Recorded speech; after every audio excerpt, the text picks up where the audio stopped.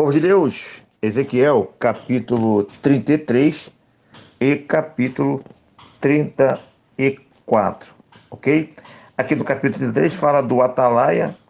Esse Atalaia aqui já tinha sido mencionado lá no capítulo 3. E eu quero dar uma lida para você aqui na nota de rodapé da Bíblia Plenitude, do capítulo 33. Diz assim, ó, do 33, versículo 1 até o capítulo 39, 29, diz aqui oráculos de restauração, são oráculos de restauração. Agora que o destino de Jerusalém foi selado, e enquanto Ezequiel esperava pela palavra de queda da cidade, Deus falou a respeito de construir uma nova comunidade, um Israel novo, restaurado, unido e purificado, com um novo coração surgiria. Então, um novo Israel surgiria. A cristandade evangélica basicamente interpreta essas profecias em uma das duas maneiras. Existe a maneira, por exemplo, de interpretar essa palavra, a maneira hermenêutica dispensional. A hermenêutica dispensional as interpreta literalmente, né? Melhor dizendo, aplicando-as a um Israel físico dos finais dos tempos. Ou seja, há um grupo de pessoas que falam, não, esse Israel aí é um Israel literal, é aquele judeu. Isso diz respeito lá no final do tempo, né? Onde Deus vai fazer isso lá no tempo escatológico, diretamente o povo de Israel judeu. Há um grupo de pessoas que interpretam assim. Já a hermenêutica clássica, ou seja, outro grupo de intérpretes, as interpreta mais simbolicamente. No caso, Israel sendo aqui fundamentalmente a igreja. Aí o pessoal já vê isso como a igreja. Mas também um Israel físico dos finais do tempo. Ou seja, sim, é um Israel físico do final do tempo, lá escatológico. Isso aí são promessas para Israel lá no final do tempo. Mas também simboliza a igreja de hoje. É essa linha de pensamento que outras pessoas têm. O tempo da realização está dividido em três fases: a era da igreja, que é a nossa era agora, o milênio, no caso escatológico, e o mundo vindouro. Ambas as perspectivas serão intercaladas nos comentários sobre esses oráculos, ok? Então você vê, são uma maneira diferente de entender esse capítulo 33. Tem uma outra nota aqui no mesmo capítulo 33, de 1 a 9, na nota plenitude, na Bíblia Plenitude, que fala assim, ó, responsabilidade de um atalaia, né, no versículo 2 ao versículo 9. São semelhantes também ao capítulo 3, 17 a 21. Ou seja, esse mesmo atalaia que está falando aqui, está falando lá no capítulo 3. Mas o paralelo aqui entre Ezequiel e o atalaia é mais claramente exposto, no caso aqui, do que no capítulo 3 lá. Okay? Só que lá no capítulo, aqui no capítulo 33, ele tem um detalhe ou outro que não aparece lá no, no capítulo 3. Eu estava observando lá no capítulo 3, quando Deus vai falar sobre o justo que peca, ele vai dar uma palavra lá, eu farei tropeçar esse justo, essa pessoa que peca. Ou seja, Deus se faz de tropeço como consequência do pecado. Ah, tá pecando? Tá bom, agora eu serei o teu tropeço. Você tropeçou, em outras palavras, você tropeçou por conta própria. Agora, por consequência do teu pecado, eu serei o seu tropeço. Lá no capítulo 3 fala isso. Aqui no capítulo 33 já não fala isso. É o mesmo atalaia. Você sabe que o atalaia é aquela pessoa que fica lá na muralha, ou em um ponto específico, vigiando, para ver se não vem perigo. Então é o vigilante, né? O atalaia hoje seria os vigilantes de prédio, vigilante residencial, vigilante de banco, vigilante patrimonial. Entendeu? É ele que fica vigiando. Esse é o atalaia. Ele tem a obrigação de avisar. Se ele não, se vier o inimigo e ele não avisar, ele é culpado. Agora, se ele avisar e quem foi avisado não tomar atitude nenhuma, aí é problema daquele que foi avisado e não tomou atitude nenhuma. Essa é a função de Ezequiel. Então, Ezequiel, a tua função é lá avisar o pessoal, é levar a minha mensagem, tá? Agora, se eles não quiserem se portar, problema deles. O importante é que tu foi lá e você avisou, né? E isso é muito interpretado no dia de hoje como nós, como pregadores, como servos, que devemos ir lá e pregar o evangelho ao ímpio. E se o ímpio ouvir o evangelho e ele não se converter, problema dele, desde o momento que eu preguei. E se eu não pregar o evangelho e o ímpio não se converter, aí é culpa minha. Então, algumas pessoas fazem essa aplicação por dia de hoje. Mas nós estamos vendo aqui que o texto aqui não está dizendo isso. O texto aqui é um texto relacionado à obrigação, né, do atalaia, do profeta, anunciar os oráculos do Senhor. Ok? E aí tem algumas pessoas que vão fazer. Essa interpretação cabe hoje? Muita coisa do Velho Testamento que foi falado naquele contexto lá e diz respeito àquele contexto lá é usado hoje, aplicado aos dias de hoje. Eu acredito que cabe sim, entendeu? Cabe porque o, é muito comum o Velho Testamento ter essa mais de uma aplicação, né? Agora a questão toda é quantas aplicações são aplicáveis hoje, né? O que eu posso pegar do Velho Testamento e aplicar hoje? O que é do Velho Testamento que tem aplicações para o dia de hoje ou as variações? Aí eu acho que ninguém tem autoridade final falando isso aqui é, isso aqui não é. Não tem. Agora, aquele que fizer a aplicação, aquele que entender que determinado texto do Velho Testamento tem essa amplitude, tem essas ramificações, ele é livre para interpretar, mas também ele é responsável pelo que se interpreta, pelo que se aplica, entendeu? Mas eu acho que o ponto fundamental é quem interpretar e entender que no contexto original lá, não era o mesmo contexto o ímpio lá daquele contexto, não é o mesmo ímpio de hoje. Porque o ímpio lá é povo de Deus. É povo de Deus que, apesar de ser povo de Deus, está fazendo coisa errada. É o judeu que está praticando impiedade. Por isso ele é ímpio. Né? Aí quando se aplica nos dias de hoje, o ímpio é só aquele não crente, aquele que está lá fora. Não, mas o ímpio também está dentro da igreja. Dentro da igreja também tem o ímpio, ou seja, dentro da igreja tem aquele que pratica impiedade, que se comporta contrário ao que diz a palavra de Deus. Então, no tempo do Velho Testamento, o ímpio só a palavra ali direcionada era só a ímpio que estava dentro do povo de Deus. Não está se referindo ao ímpio lá de fora. Não, só ao ímpio que está que fazia parte do povo de Deus. Nos dias de hoje, quando se aplica o ímpio, só se aplica ao ímpio lá de fora e nunca se aplica ao ímpio de dentro. Mas na verdade, hoje tem ímpio lá fora e tem ímpio dentro também. Então, é importante ter esse entendimento de quem eram os ímpios e de quem são os ímpios hoje. Ok? E as interpretações, a aplicação, cada teólogo vai entender que é assim, faça. Se você entende que aplica ao dia de hoje ao não crente, pode fazer, né? Desde que você tenha esse contexto todinho, ok? E outras aplicações, aí cada um entende da maneira que acha que está entendendo certo e cada um dará conta de si mesmo a Deus. E é assim mesmo, e é esse próprio contexto mesmo de cada um ser responsável é que está tanto no contexto do Velho Testamento como no contexto de hoje, né? Romanos fala sobre cada um dará conta de si mesmo a Deus. E aqui o texto lá do Ezequiel também mostra claramente, você é responsável individualmente. O atalaia vai te avisar, no final é contigo. Entendeu? É isso que é o contexto aqui do capítulo 33. Versículo 12.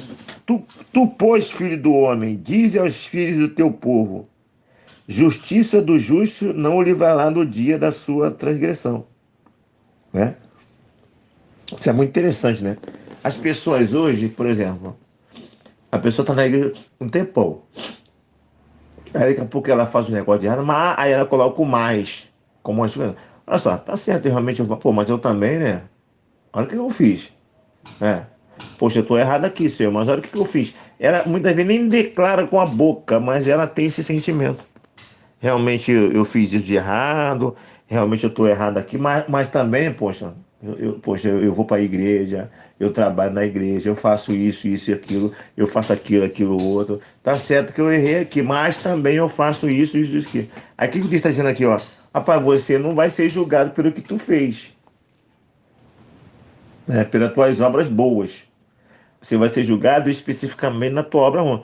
O que você fez de bom, tu vai ser julgado naquilo que fez de bom e você vai receber os benefícios do que você fez de bom. Agora, o que você fez de ruim, tu vai ser julgado pelo que tu fez de ruim e tu vai receber as consequências do que tu fez ruim. Ou seja, o teu ato bom não vai cobrir a coisa ruim. Essa é a ideia aqui do texto. Ok? Não me vira, versículo 13. Não me virão à memória todas as suas justiças, mas na sua iniquidade que pratica ele morrerá. Tá vendo? Não vem com essa de querer, poxa, eu pequei aqui, mas ó, já fiz coisa boa lá atrás. Não, não. Estou avaliando agora aqui as tuas coisas ruins. E quando eu avaliar as coisas boas, as tuas coisas ruins não serão contadas, vai ser contadas as tuas coisas boas, o fruto das coisas boas. Você não vai deixar de receber o galardão por coisas boas, né, em consequência de coisa ruim. Não, as tuas coisas ruins não vai prejudicar o galardão das coisas boas. E as coisas ruins não vai deixar de receber por você ter feito coisa boa. Uma coisa é uma coisa, outra coisa é outra coisa. Não misture. É isso que está dizendo aqui. Ok? Ah, versículo 17.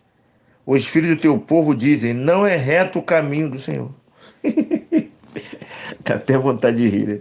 O povo fala assim: não é reto o caminho do Senhor.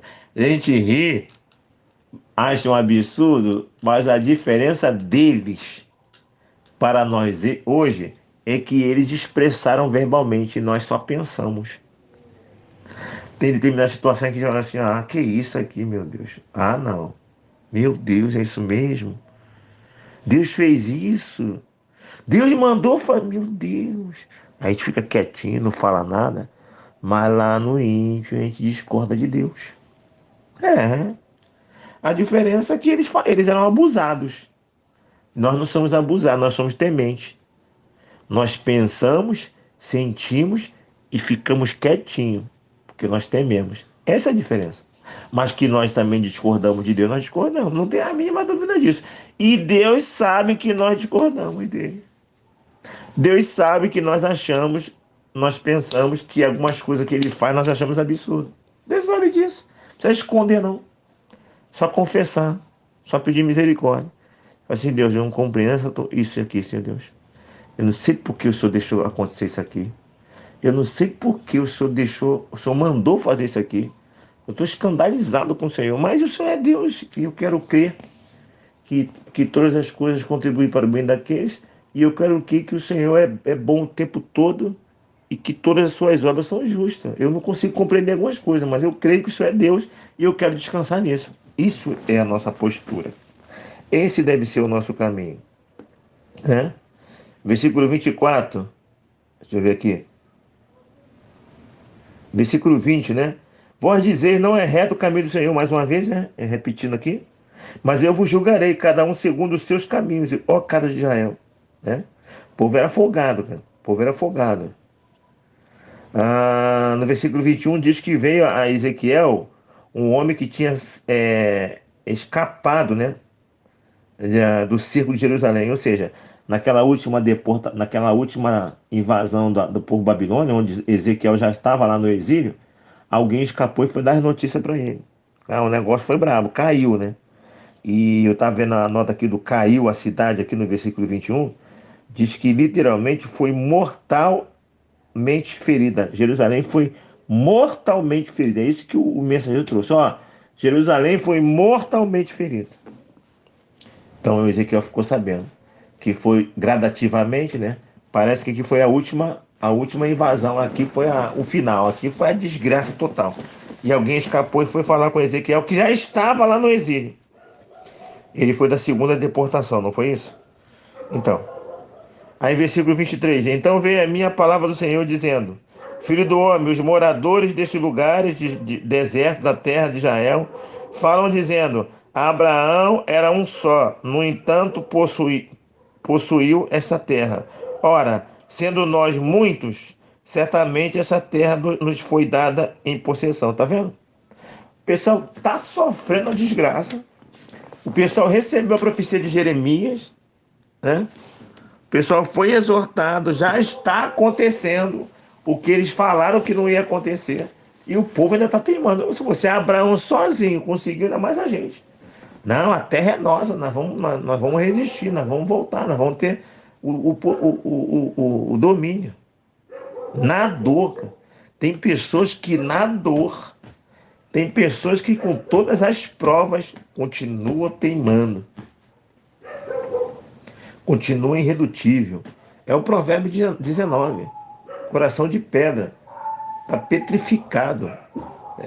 Chegou a um momento de dura serviço. Esse aí não tem mais jeito. Mas não tem mais jeito não por causa de Deus, por causa dele.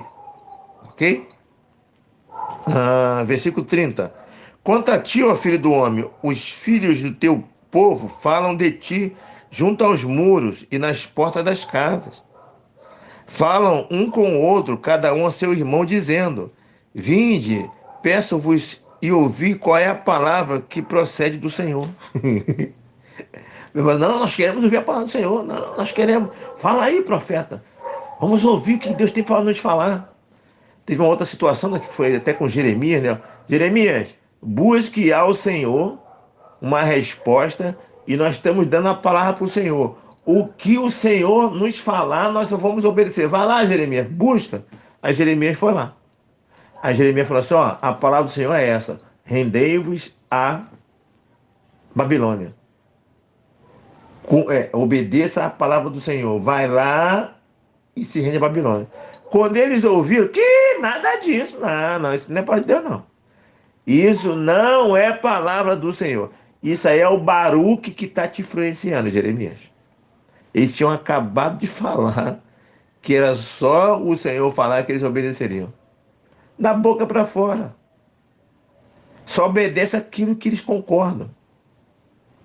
Só é de Deus se bater junto com o pensamento deles. Isso não é a mesma coisa hoje, meus irmãos? Isso não acontece com pastores? Isso não acontece com ovelhas? Ovelhas hoje são assim. Pastores hoje são assim. Né? Dizem que vão obedecer a palavra, mas a palavra só serve como referencial de apoio. Se a palavra de Deus for contrária ao que eles pensam, não vai servir a palavra de Deus. A palavra de Deus para muitos pastores, para muitas ovelhas, só é a palavra de Deus quando concorda com eles em alguns pontos. E aí o texto vai dizer, né? Então vem de ti como um povo costuma vir, e se assentam diante de ti como meu povo, e ouvem as tuas palavras, mas não as põem por obra. Pois com a boca professam muito amor, mas o coração só ambiciona lucro. Versículo 32. Eis que tu és para eles como quem canta canções de amor, que tem voz suave, tange bem, porque ouvem as tuas palavras, mas não as põem em prática. Porém, todavia, entretanto, olha o versículo 33. Mas quando vier isto, e aí vem, né? Então saberão que houve no meio deles um profeta.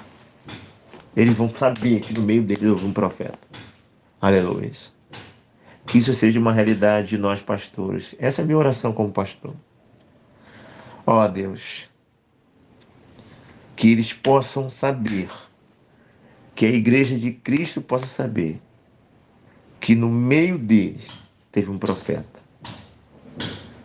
Em nome de Jesus, Pai. Essa oração de acordo com a palavra. O meu objetivo, que apesar de minhas limitações, apesar dos meus erros, Senhor, que eles fiquem sabendo, amanhã ou depois, haja um reconhecimento, que no meio deles houve um profeta que os exortou, que os conduziu à palavra, que denunciou o pecado, que alertou, que essa realidade esteja gravada no coração deles. Que isso de fato aconteça, Pai. Se é que não já está acontecendo, que aconteça. Que eles entendam, pela ministração do Espírito Santo, que haja consciência latente, que no meio dele teve um profeta que anunciou a palavra, que alertou sobre o futuro e que os conduziu pela vereda de uma vida devocional mínima e que o tempo todo exortou contra o pecado. Em nome de Jesus. Meus irmãos, eu tenho dito, isso é uma palavra especialmente para a igreja, porque esse áudio vai para o canal, mas é uma palavra para a igreja. Tenho todas as minhas falhas, sou ser humano, tenho limitação, mas ninguém pode negar que daquele púlpito ali sai exortação contra pecado. Daquele púlpito ali sai direcionamento para o caminho correto. Daquele púlpito ali sai direcionamento para ter vida devocional. Daquele púlpito ali sai pregação e estímulo para evangelismo. Ninguém pode negar que o combate ao pecado existe. Que o estímulo, que a condução para a santificação existe. Para um evangelho melhor existe. Ninguém pode negar isso. Tem falhas, mas o básico tem sido feito. Né? O fundamental tem sido feito. Amém?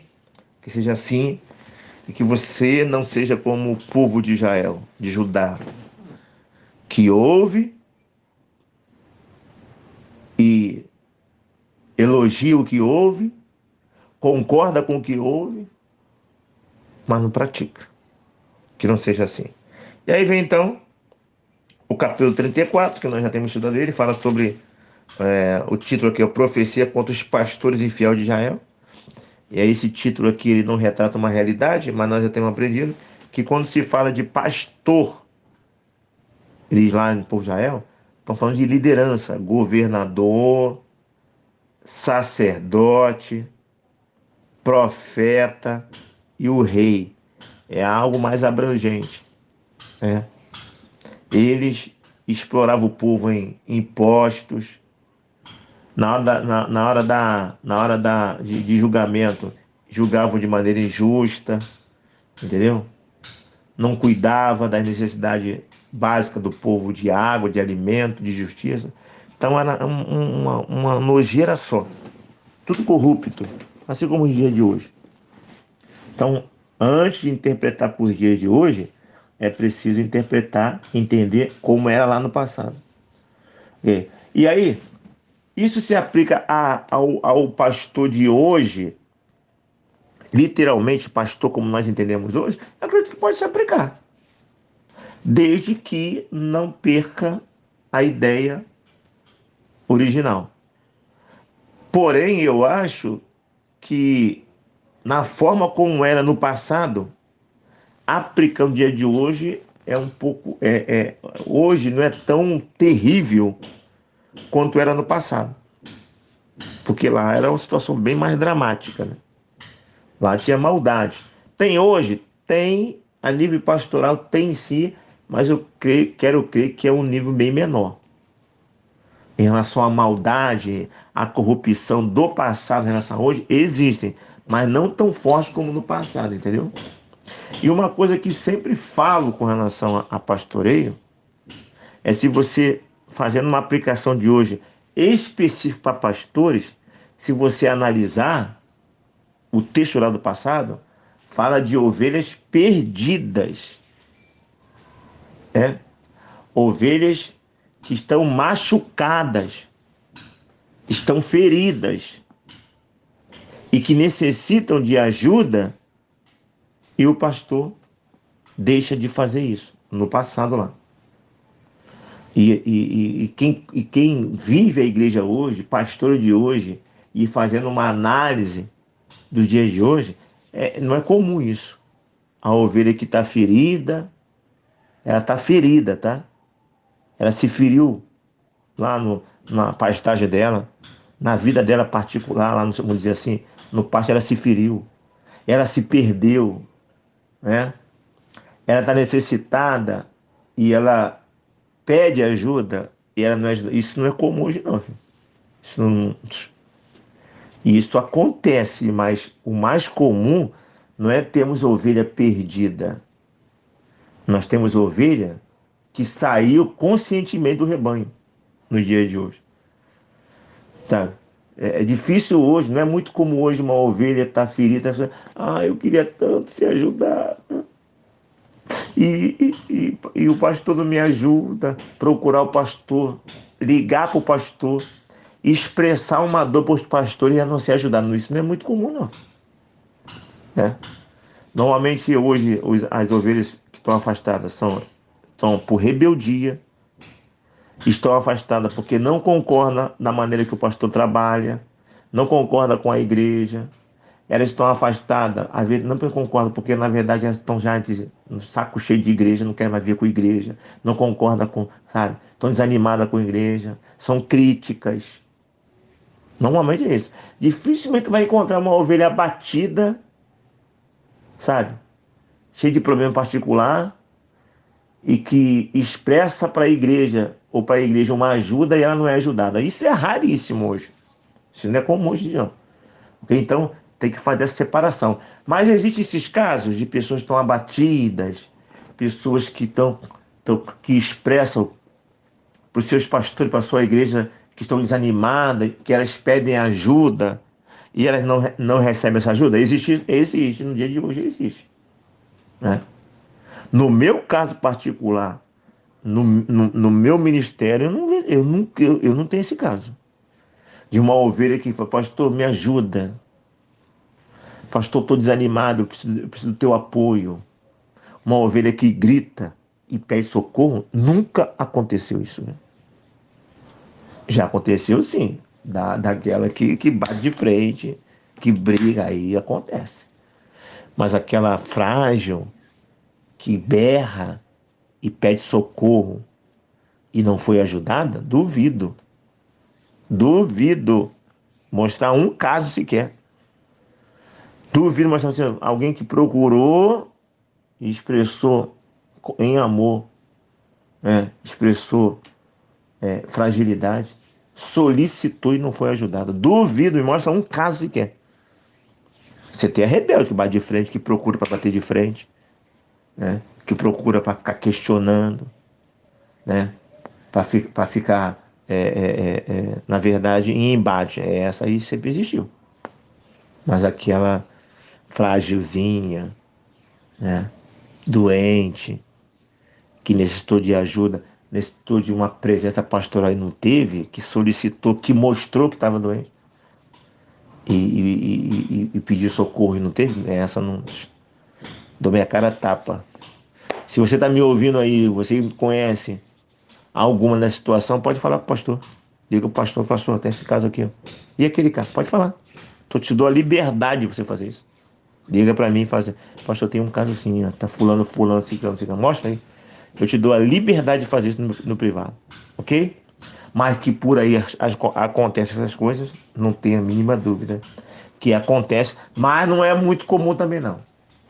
O que acontece muito é rebeldia, briga, aí realmente isso é bem complicado. E essas pessoas serão exortadas, né?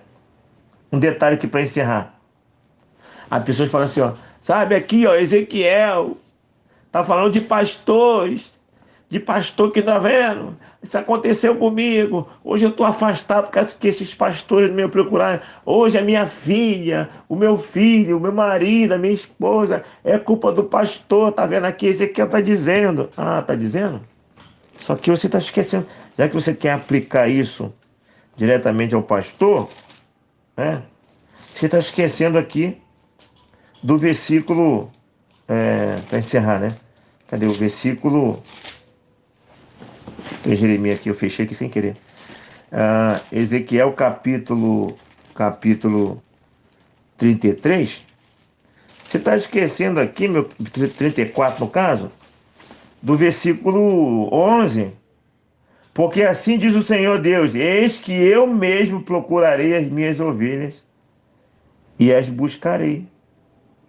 Então, meu irmão, o mesmo texto que fala de pastores que não procuraram as ovelhas, que não fizeram o seu papel, aí as pessoas vêm com desculpa que estão afastadas, que não estão longe, que estão longe do evangelho, porque ó, se eu fosse procurado pelo meu pastor, eu não estaria. Então eu estou acontecendo comigo por causa da culpa daquele pastor lá. Ué, tá usando o texto para isso? O texto fala que o mesmo Deus vai procurar. Então você está afastado, então, quer dizer, então, a Bíblia fala que Deus já te procurar. Então sabia que Deus te procura, que Deus te procurou de alguma maneira. Em sonho, em um versículo bíblico, em uma música, de alguma maneira Deus te alcançou. De alguma maneira Deus falou ao teu coração, porque a Bíblia fala que eu vou procurar essas ovelhas. Então se você está afastado hoje, não vem com desculpa que foi por causa de culpa de pastor, porque se, a Bíblia fala que se o pastor falhar, Deus não ia falhar, ia te procurar. E a Bíblia garante que Deus te procurou. E por que tu continua afastado? Tu procurou continuar afastado? Não é por causa do pastor, não. Tu continua afastado porque tu está usando a desculpa da falha do pastor para tu continuar afastado. Porque a Bíblia te garante que mesmo o pastor falhando, o pastor dos pastores não falharia e te procuraria. E se a Bíblia fala que Deus fala que ia te procurar, eu creio que ele te procurou de alguma maneira. Ele falou ao teu coração, ele te exortou através de uma mensagem na internet, na Bíblia. Ele te falou através de sonhos. De alguma maneira, mesmo você afastado, de alguma maneira, mesmo com a falha do teu pastor, Deus te procurou. E se Deus te procurou, por que tu continua afastado? É porque tu está usando a desculpa da falha do pastor para continuar afastado. No final, filho, você vai dar conta de você. E o pastor vai dar conta dele. Pare de colocar desculpa em cima do pastor. Porque se de fato ele está errado, ele vai dar conta dele. E você vai dar conta de você. Pare com isso.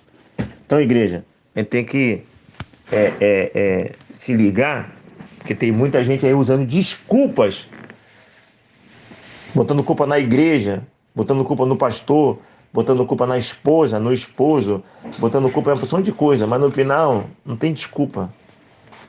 Porque no final cada um dará conta de si mesmo a Deus. E se cada um vai dar conta de si mesmo a Deus, isso significa, mais uma vez eu falo, que cada um tem condição de viver o evangelho independente do outro.